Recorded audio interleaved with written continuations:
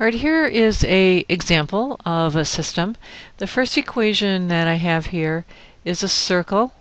You can see that h is 0, k is 0, so that means the center of the circle is at 0, 0, and the radius is the square root of 6. The second equation that we have here is a quadratic because we've got x squared. So let's go ahead and graph this by hand first.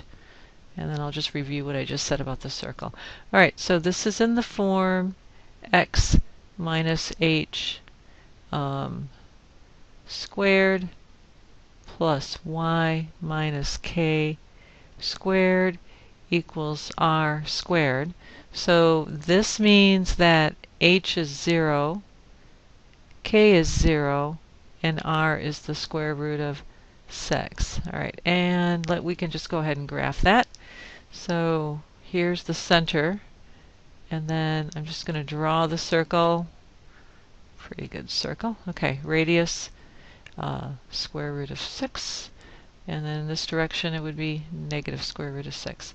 All right, and then it says the circle is less than or equal to 6, so it actually includes this boundary that I've drawn right here, the outside of the circle, and it includes all the stuff inside. So we're just going to shade the whole inside of the circle. All right. So the second part of the equation, this is parabola, and this is y is greater than or equal to x squared. So in the vertex form, it would look like this: x minus h squared plus k. So then we know that h is 0, and k is 0, so the vertex of the parabola is at 0. A is 1, and it's positive, so it opens up. So we're just going to draw it. Oops, oh my gosh, let me do a better picture of that, drawing that. All right, getting the vertex really at the origin. There we go. And this is the y is greater than or equal to x, so let's shade all the stuff that is greater. There we go.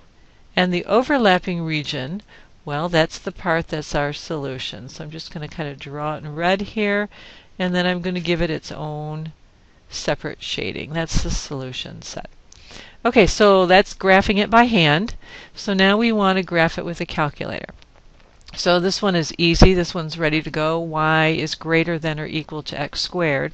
This one up here, I have to solve for y. So let's go do that in a minute. This is just a teeny bit trickier than what we did the other day because we have the inequality. All right, so let's start here by subtracting x squared from both sides. So I have y squared is less than or equal to 6 minus x squared. And then you know you've got to square root this. So when you square root it, you are getting these plus or minus solutions here. So that really means that you've got, well, let's take the positive one, that's an easier one. You've got y less than or equal to positive 6 minus x squared. Well, you also have the negative. And just like I have plus or minus when I square root the right side, I have plus or minus when I square root the left side. So it could look something like this.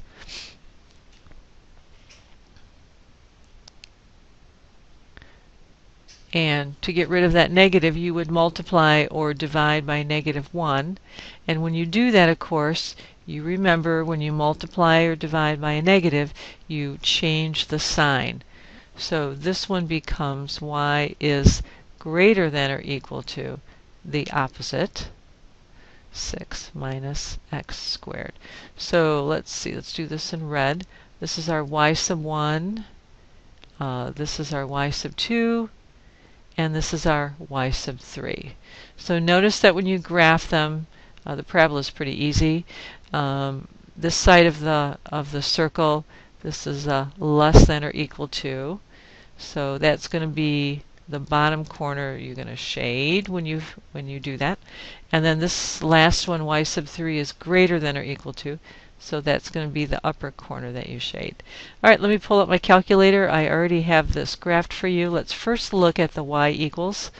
So starting from the bottom up, there's my x squared, and it looks like it's greater than or equal to with my little symbol on the left. Now jumping up to the top, there's my positive square root of 6 minus x squared, and that's a less than. And then the next one down, see I've got the negative in front of the square root of 6 minus x squared, and that's a greater than. And then when we look at the graph, there we go.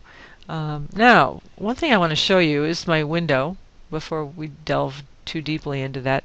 I didn't just do a zoom 5 because I really wanted to get a bigger picture of the circle and the parabola. So I set my own square window here.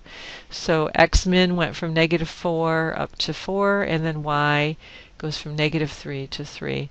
So I'm really getting a bigger picture. So there's my circle, and the bottom hash marks, well, that's from the top semicircle down. These horizontal hash marks go from the bottom semicircle up, and then these cross hash marks are the parabola. So this area that is overlapped by all three things, that's the solution set to my systems here. That's the end of this example.